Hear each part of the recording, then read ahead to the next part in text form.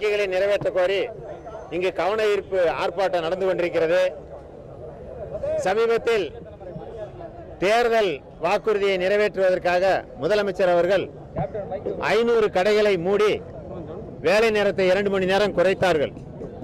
ஆனால் மூடப்பட்ட கடையில் உள்ள ஊழியர்களுக்கு முறைப்படியான வேலை வழங்கவில்லை.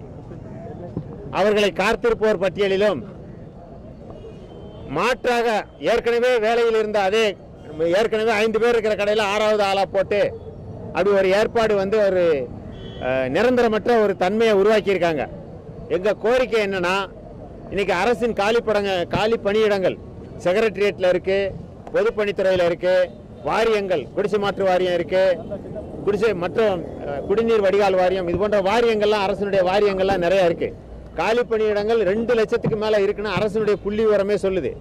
இவங்க நம்ம டாஸ்மாக்ல பணியாற்றவங்க அத்தனை பேரும் பட்டப்படிப்பு படித்தவர்கள், 12வது +2க்கு மேல படிச்சவங்க தான் எல்லாருமே இருக்கிறாங்க. அதுல பொறியியல் படிச்சவங்களும் இருக்கிறாங்க, சட்ட படிப்பு படிச்சவங்களும் இருக்கிறாங்க, ஆசிரியர் பணிக்கு படிச்சவங்களும் இருக்கிறாங்க. அப்ப இவங்களுக்கு மாற்றுப்பணி என்பது அரசு நினைச்சா உடனடியாக வழங்க முடியும். எங்க கோரிக்கை என்பது இவங்களுக்கு ஒரு ஆக்ஷன் பிளான், செயல் திட்டம் வேணும். கடையை மூடுறதுக்கு முன்னாடி எவ்வளவு கடை மூட போறோம், எவ்வளவு பேர் இருக்காங்க, அவங்களுக்கு எந்த துறையில வேலை கொடுப்பது என்பதை முதல்ல தீர்மானம் பண்ணிக்கிட்டு அப்புறம் கடையை மூடணும். இல்லைன்னா ஏற்கனவே 36,000 பேர் வேலையில சேர்ந்தாங்க, இப்ப 8,000 பேர் குறைஞ்சி 28,000 பேரா மாறி இருக்கிறாங்க. அவங்களுடைய சம்பளம் என்பது 8 தவணை சம்பளம் உயர்த்தி, ஏற்கனவே ஆரம்பத்திலேயே கொஞ்சம் சம்பளம் கொடுத்தாங்க, அதுக்கு பிறகு சட்டமன்றத்தில் 8 முறையாக சம்பளம் உயர்த்தி இப்ப கூட 4,200 ரூபாய் தான் உதவி விற்பனையாளருக்குள்ள சம்பளமா இருக்கு. அதிகபட்சம் 7,000 ரூபாய். உங்களுக்கு தெரியும், இன்னைக்கு விலைவாசி என்பது சிஐடியுடைய கோரிக்கை என்பது குறைந்தபட்ச ஊதியம் 18,000 ரூபாய் வேணும் அப்படின்னு நாங்க கேட்கிறோம். குறைந்தபட்ச ஊதியம் நாடு முழுவதும் அரசுடைய கமிட்டியே 18,000 ரூபாய் கொடுக்கணும் அப்படின்னு சொல்லிட்டு ரெக்கமெண்ட் பண்ணிட்டாங்க.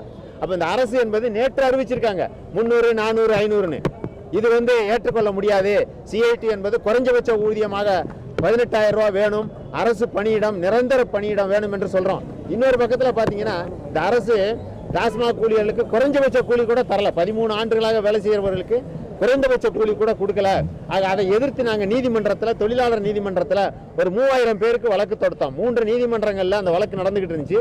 முதலாவது தொழிலாளர் நீதிமன்றத்தில் ஒரு 1000 பேருக்கு, உதவி விற்பனையாளர் 2 பேருக்கும் 26,000 இருந்து 66,000 ரூபாய் வரை இடத்துக்கு தகுந்தபடி, அவங்களுடைய பதவிக்கு தகுந்தபடி கொடுக்கணும் என்று சமீபத்தில் தீர்ப்பு கொடுத்திருக்காங்க.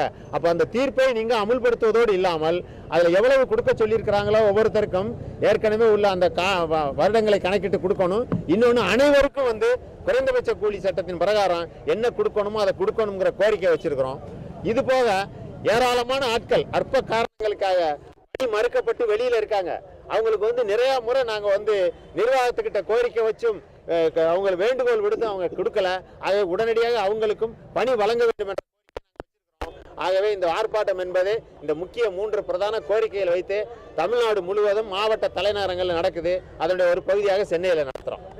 என் பேர் ஜெயபிரகாஷ், தலைவர் டாஸ்மாக் ஊழியர் சங்கம்.